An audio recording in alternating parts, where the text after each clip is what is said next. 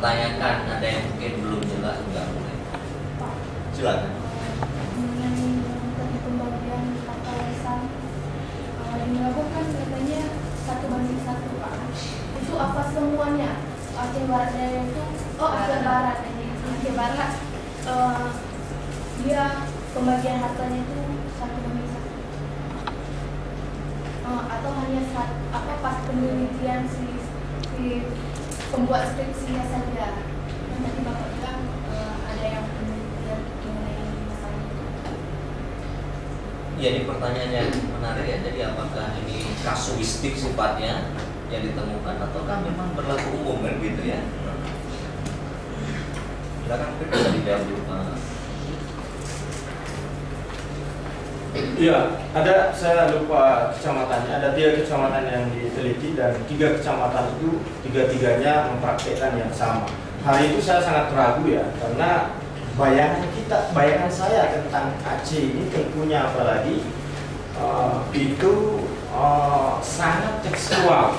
Tidak hanya sangat tekstual, fanatik menyokong mazhab Syafi'i pulang pen.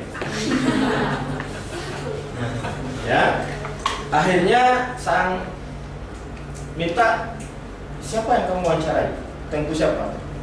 Nomor teleponnya kasih, saya telepon. Rupanya itu ketua MPU-nya di sana. Saya langsung telepon tanya apa betul seperti ini. Ini hasil riset mahasiswa ini agak sedikit berbahaya kalau dipublish. Ya memang seperti itu Pak. Di sini memang kondisinya dijelaskan yang seperti saya sampaikan. Di sini memang kondisinya seperti ini, sehingga kalau ini kita tidak lakukan perlindungan terhadap perempuan dan perlindungan terhadap orang tua itu tidak ada. Jadi saya tidak berani mengatakan apakah semuanya, tetapi dari 3 kecamatan yang diteliti itu tiga-tiganya ada kasusnya. Seperti itu. Ini. Oke, ada yang lain? Pak? Ya, saya. Nama saya Irhamdi. Jadi saya sampaikan salam dari Prof. Yusni, beliau bagi saya di Bulan Qatar. Yang menarik Pak Mursyid adalah ketika tadi kita berbicara tentang sultanah yang ada di Aceh.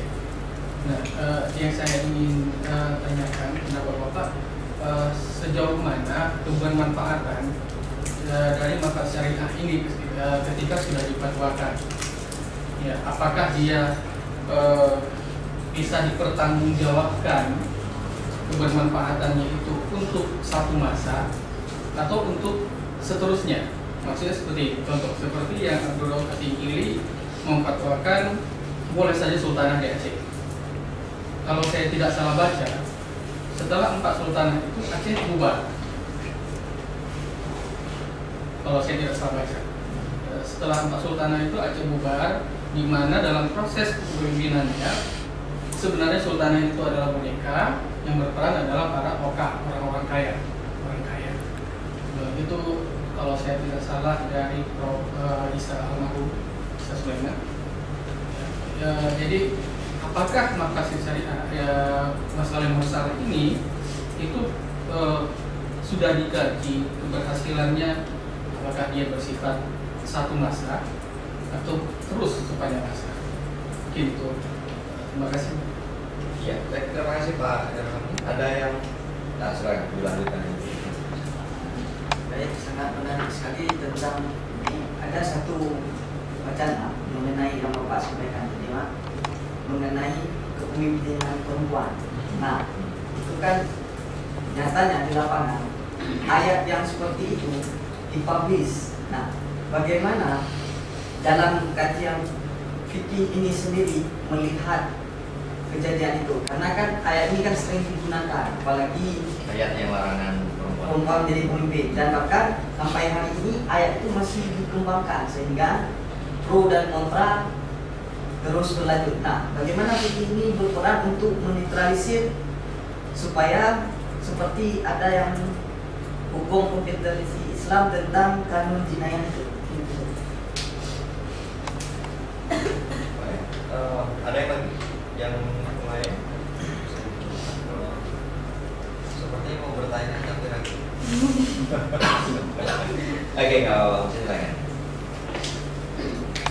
Iya, Tahu. mohon maaf tentang bagaimana sejarah ini, Bang Irham ini, tentang bagaimana sejarah Sultan ini. Salah satu kelemahan saya ini adalah sejarah. Jadi pada sisi sejarah bagaimana pergulatan sosial politik masa itu, saya tidak sampai jauh ke sana. Sehingga kalau ada analisis yang mengatakan bahwa ini adalah boneka, ya itu sah-sah saja. Saya tidak masuk ke sana. Tetapi saya melihat pada sisi Abdurrahman As-Singkili berani mengeluarkan fatwa yang sangat berbeda, sangat kontras dengan pandangan hukum Islam secara mainstream. Itu yang saya tengok. Jadi mengenai impact dari fatwanya itu bahwa jadinya perempuan jadi boneka, itu di luar analisis saya. Nanti mungkin kita bisa melihat pada sejauhan bagaimana. Tetapi faktanya bahwa dengan fatwa Abdurrahman As-Singkili ini kemudian melahirkan 4 sultanah, itu tidak bisa diragukan. Bahwa fatwa itu dipegang, ya, bahwa fatwa itu dipegang. Terlepas kemudian, ini kan sangat banyak analisis yang bisa. Ketika misalnya Soekarno lengser, maka sejarah itu ditulis versinya Soeharto. Maka Soekarno itu tidak ada sedikit pun kebaikannya. Tidak ada sedikit pun kebaikan daripada Soekarno itu, masa Soeharto masih kuat. Ya. Tetapi begitu Soeharto lengser, kita kemudian menemukan bahwa kalaulah bukan Soekarno, maka masjid-masjid yang ada di wilayah kekuasaan Rusia itu dihancurkan oleh Rusia yang sebenarnya negara Uni Soviet. Tetapi rupanya pertemanan Soekarno terhadap Presiden Uni Soviet itu jangan diganggu masjid-masjid itu. Jadi umat Islamnya saja yang tidak dilarang melaksanakan agamanya. Kalaulah tidak ada Soekarno, maka makam Imam Bukhari itu tidak ada yang memelihara. Soekarno yang membangun masjid sekarang masuk Uzbekistan atau Tajikistan kembalinya. Itu rupanya sumbangan Soekarno. Jadi kebaikannya itu. Begitu pula pada masa Soeharto itu lengser, ya kami yang generasi yang melengserkan itu, kami turun ke jalan. Jadi masa reformasi itu Soeharto itu tidak ada sama sekali kebaikannya. Ya, kami jalan long march seperti ini yang 212 hari ini. Jalan kaki di seluruh Indonesia itu semuanya jalan kaki dari kampus ke lapangan yang paling besarnya. Dan betapa bencinya masa kami sama Soeharto. Tapi begitu saya menekuni hukum Islam, menangis saya, keluar dari mata saya. Ternyata pembelaan Soeharto terhadap hukum Islam sangat kuat. Ya, Undang-Undang Perkawinan nomor 1 tahun 74 itu tidak bisa gol.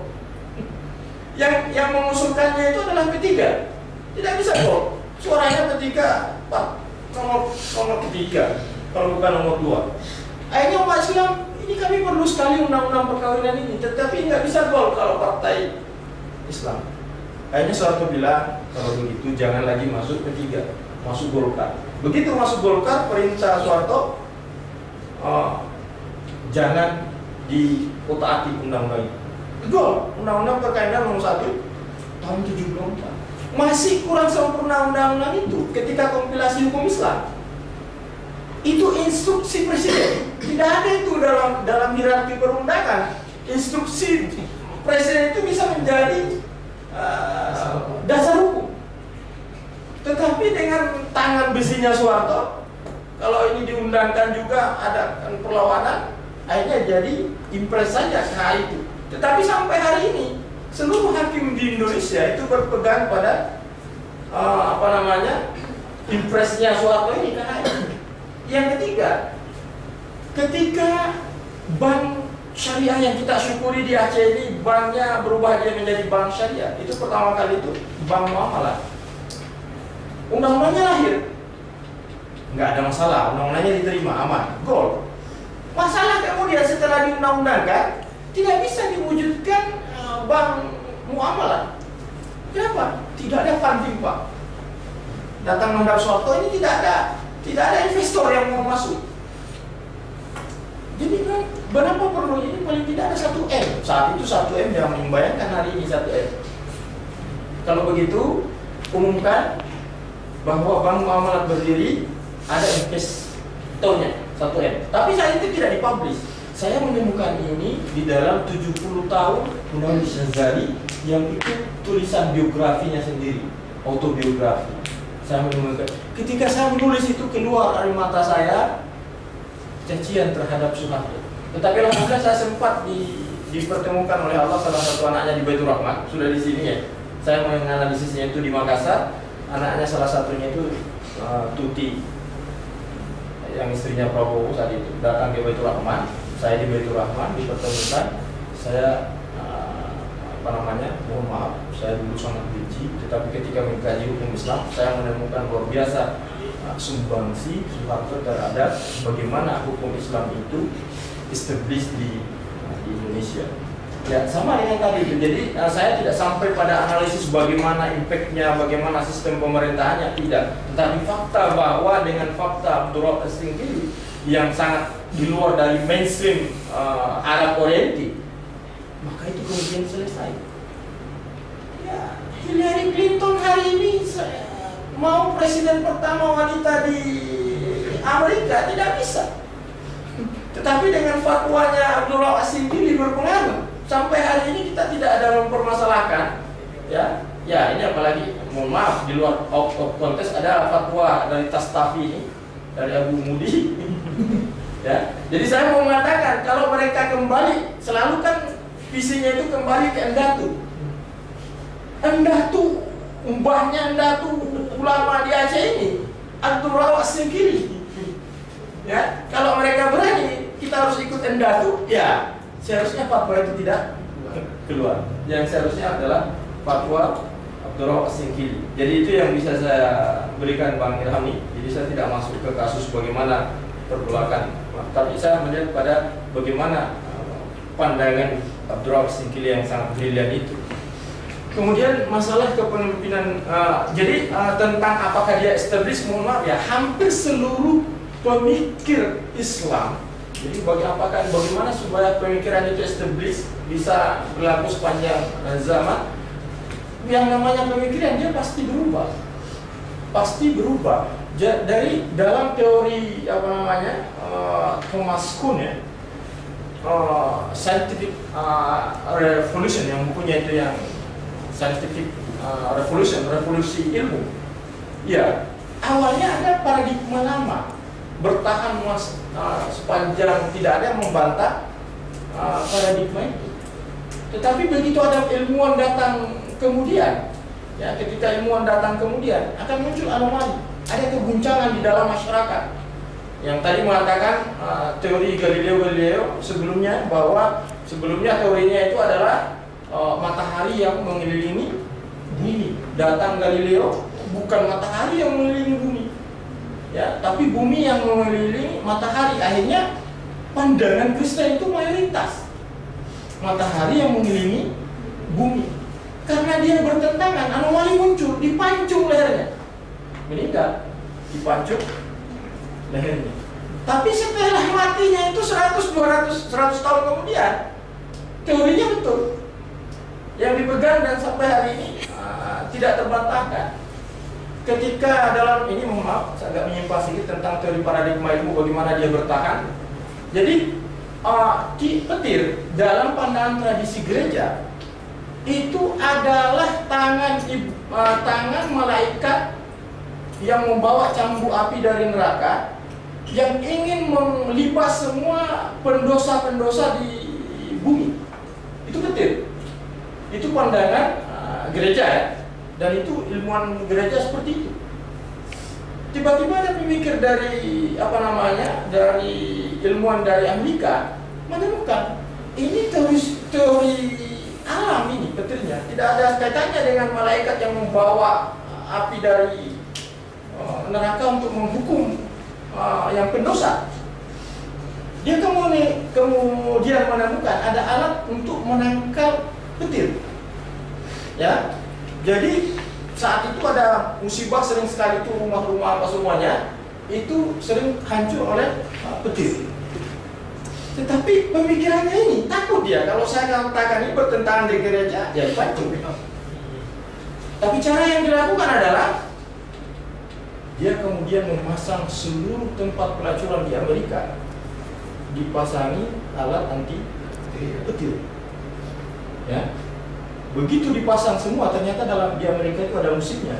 Ketika itu musim badai petir, semua rumah gereja hancur kecuali tempat pelacuran. Ya, jadi anomali muncul, keguncangan muncul. Setelah anomali muncul, pihak gereja kemudian mengatakan bahwa paradigma kita salah. Lahirlah paradigma baru. Akhirnya dibisiki ilmuannya, tolonglah pasangi juga gereja kami. Nah, sampai nanti dikatakan bahwa pihak gereja lah yang pendosa, pelacur-pelacur itu suci. Nah, itu model bagaimana pertarungan sebuah ilmu pandangan, maka dia akan survive sepanjang tidak ada yang membantah pandangan itu. Jadi kalau misalnya Tastafi hari ini bisa mempublish pikirannya, tidak ada yang mengkanter dari pihak yang moderat, maka itu akan diterima. Tapi mohon maaf, kalau kami yang dari UIN yang mengkanter, kami sangat mudah bisa langsung disebut punya Wahabi. Wahabi sama dengan komunis, kapal habis kan. Tetapi alhamdulillah di S3 sudah ada orang Dayak sedang menulis bagaimana pandangan-pandangan yang moderat based on Maqasidus Syariah. Dia orang Dayak, maka dia katakan inilah sumbangsi kami dari dalam. Ya, jadi mereka yang akan berbicara ada namanya Tim Zuri. Sekarang lagi menyelesaikan membahas masalah itu. Jadi itu yang bisa saya sampaikan, ininya. Jadi tentang kepemimpinan itu akan bertaruh. Bagaimana ayat-ayat ini tekstual kita. Jadi kan ada dua kubu sebetulnya kita. Kadang-kadang kita kalau ada yang sangat larinya ke kiri, ekstrim kiri. Ya, ada yang ekstrim kanan. Yang bagus itu dia di tengah, tidak ada pertarungan. Ini yang kiri kanan ini, kalau yang mohon maaf yang kiri ini kan ya kebarat-baratan lah, yang pandangannya itu tidak based on text, sangat berlebihan, ya, sangat based on text. Yang kebarat-baratan ya, ada juga yang kebarat-baratan tapi tetap based on text. Tapi ada juga yang memang dia sesuai dengan Al-Quran dan hadis. Ya, sangat ekstrim memahami. Pokoknya tidak boleh wanita itu menjadi pemimpin. Ar-rijalu qawwamuna 'alan nisa. Ini sangat kuat. La yufliha qaumun walau amra'ahum imra'atan. Ternyata setelah dijelaskan ulang bahwa ar-rijalu qawwamuna 'alan nisa itu adalah sangat persoalan kepemimpinan domestik, masalah rumah tangga. Ya, ayat itu memang berbicara tentang rumah tangga. Ar-rijalu qawwamuna 'alan nisa. Ya, kemudian yang tentang hadis la yufliha qaumun walau imra'atan, yaitu sebenarnya Rasulullah menyebut imra'atan itu kan ada seseorang laporan dari sahabat, ya Rasulullah, ada pemimpin di Iran itu sangat zalim, dia memimpin. Ini ketika dia menjelaskan bagaimana zalimnya pemimpin perempuan di Iran, maka Rasulullah mengeluarkan ucapan itu. Dia tidak akan pernah beruntung. Itu maksudnya dia.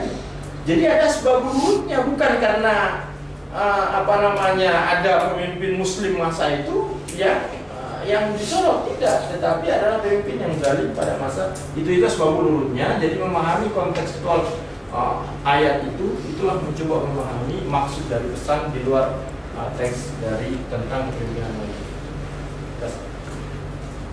Terima kasih. Ada lagi yang masih mau belanja? Tapi mungkin satu hal yang saya tanyakan prediksi Pak Mursid ya. Tadi sudah dipaparkan bagaimana dari aspek sejarah pemikiran operasi kiri yang sedemikian rupa maju ke depan beberapa langkah ya, saya rasa mungkin ratusan langkah sudah ke depan. Nah ini kira-kira Aceh ke depan ini gimana nih? Karena ini pasca politik kan kita melihat pertarungan untuk menduduki posisi bintang syariat Islam gitu. Sudah mulai mendengar MP Anda gimana ya prediksi ke depan terhadap Islam di Aceh?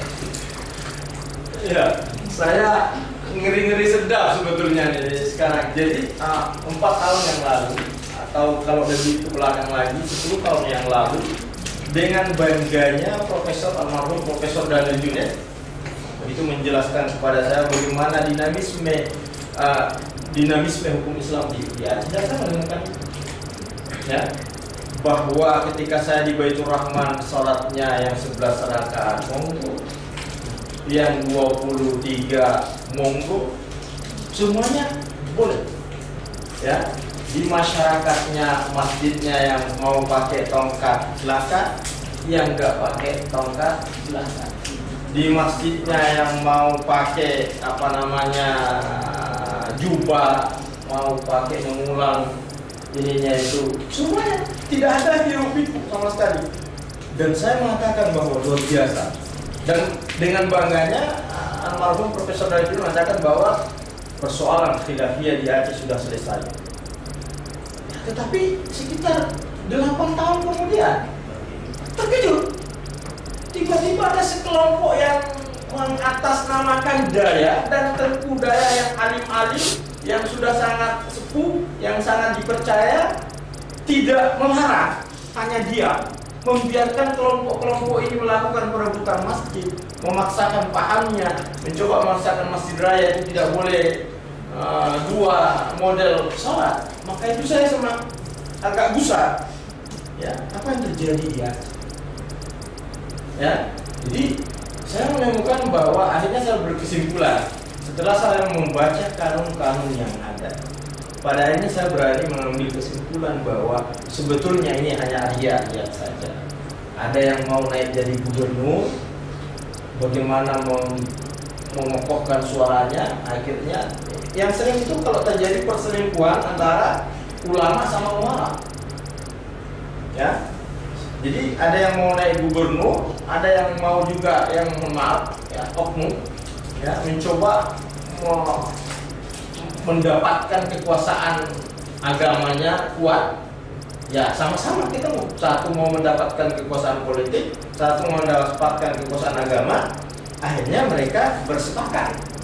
Bersepakat apa? Ya, memaksakan masjid itu harus seragam. Ya, walaupun kasusnya misalnya Masjid Agung kan kasihan. Datang jamaah didatangkan dari jamaah yang lain, dipaksa harus ikut satu dengan pandangan mereka, akhirnya kosong Masjid Agung sampai hari ini. Ya, semula di situ adalah lembaga tahfiz Quran, tahfiz-tahfiznya itu dikirim ke Malaysia jadi imam di Malaysia, tidak mau lagi.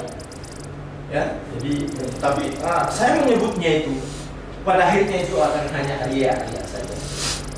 Nah, kenapa? Di dinas syariat Islam, di MPU yang mau agak ngeri juga saya karena pelan-pelan masuk penguasaan secara masif. Ya, sudah ada 2 tokoh MPU kita ini sudah masuk dari daya yang sangat militan dan itu dilakukan. Kalau pemimpinnya ini berhasil naik, sangat susah kita ke depan memperbaiki apa yang sudah bagus. Yang tidak memaksakan pandangannya. Dalam sejarah, tentang sejarah, ada 6 babakan sejarah hidup. Kita bisa lihat, Hiti pada masa sahabat itu sangat brilian, pada masa tabi'in sangat brilian, ya, pada masa Imam Mazhab sangat brilian. Kenapa kemudian masa itu sangat brilian, cemerlang, ilmuwan sangat melimpah? Ya, kita menyebut bahwa yang kita kenal itu hanya pada masa keemasan hukum Islam itu hanya 500 hanya 4-5 mazhab saja yang kita kenal. Tetapi dalam bacaan saya pada masa itu ada 500 mazhab yang punya pengaruh, ada 500 mazhab dan umat Islam berkuasa 750 tahun di Eropa. Itu karena hukum Islamnya, hukumnya sangat dinamis, pandangan-pandangannya tidak ada pemaksaan, satu pandangan. Tetapi setelahnya ada namanya periode yang kelima, itu periode taklid. Periode taklid inilah yang kemudian masuk gelapnya perkembangan Islam. Mengapa dia gelap?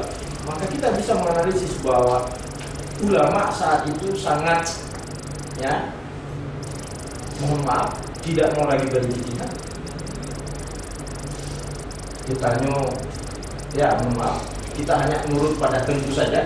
Apa yang dibilang Tengku itulah yang tidak boleh ada mazhab yang lain yang berkembang. Mazhab kami cukup ini, ya, menyokong Tengkunya analis. Itulah yang kemudian menjadi sisi gelap daripada hukum Islam. Periode ke-6 itulah dianggap periode modern. Periode modern itu pengembangan hukum Islam itu ditandai dengan semakin maraknya kajian-kajian Islam baik di timur maupun di barat, sehingga di sana berani oleh Umar Sulaiman Ashkar mengatakan bahwa itu adalah masa depan hukum Islam. Dianggap masa depan hukum Islam dengan lahirnya organisasi-organisasi. Ijtihad itu tidak personal lagi, tetapi ijtihad yang dikembangkan adalah ijtihad jamaah. Dengan diterimanya sains masuk di dalam perkembangan hukum Islam, hari ini bapak-bapak, ibu-ibu bisa jadi mujtahid dengan 150 GB data yang ada di sini. Ini bisa mengalahkan seluruh isi perpustakaan kita yang punya itu, yang punya maktabah syariah. Ya. Nah itu kalau prediksi Umar Sulaiman Al-Ashkar itu dalam itu kita akan meninggalkan dunia jumur taklid.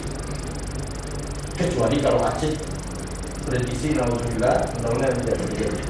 Ya, tetapi kalau itu tidak terjadi, maka hukum Islam di Aceh baru-baru saya membaca tadi di Detik bahwa Grand Sheikh Al-Azhar mengatakan bahwa bersyukurlah Indonesia, Allah menitipkan Islam yang lurus yang ada di Indonesia, Islam yang moderat tanpa pemaksaan kehendak, seperti yang ada kehancuran di Timur Tengah yang masing-masing mau memaksakan paham. Kita bersyukur di Indonesia ini paham kembang itu sangat dinamis. Ya, bahkan siapapun di Indonesia ini sebenarnya tidak dilarang kecuali dia. Itu yang bisa disebut. Baik, terima kasih Pak Mursyid karena waktu juga hampir sudah jam 6 ya. Saya rasa apa yang disampaikan ini sangat bermanfaat dan masih bisa dikembangkan lagi dalam penelitian-penelitian. Akan lahir banyak topik sebenarnya kalau dari apa yang sudah dibahas oleh Pak Mursyid ya. Ya kita berikan aplaus untuk Pak Mursyid.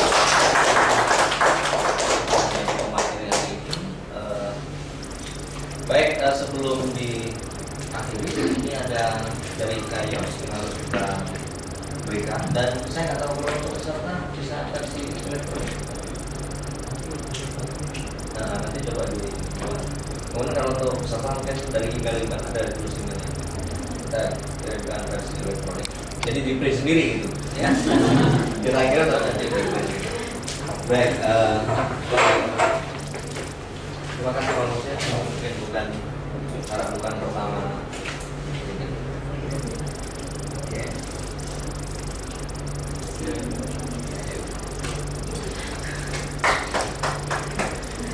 Kayaknya saya perlu juga nih berarti.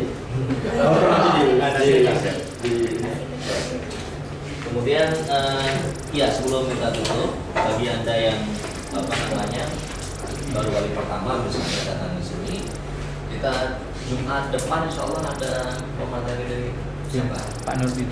Pak Nurdin ya? Nurdin Air. Tentang apa? Baik. Lupa saya Pak.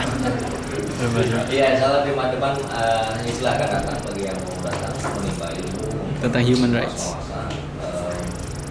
Mungkin juga karena cuaca ya tidak banyak yang datang, biasanya sangat ramai sekali di sini. Terima kasih untuk semuanya sudah datang ke acara hari ini dan sekali lagi terima kasih Pak Mursyid. Dan ini ada Pak Agidin, alhamdulillah beliau baru promosi tertutup ya. Tertutup kita 3 pasca kita beri terus. Kita doakan Pak Agidin bisa segera promosi terbuka ya. Dan beliau adalah dosen di STAIN paling besar ya, Universitas paling besar. Baik, sekali lagi terima kasih untuk semuanya dan kita akhiri dengan hamdalah. Alhamdulillah. Assalamualaikum warahmatullahi wabarakatuh. Waalaikumsalam.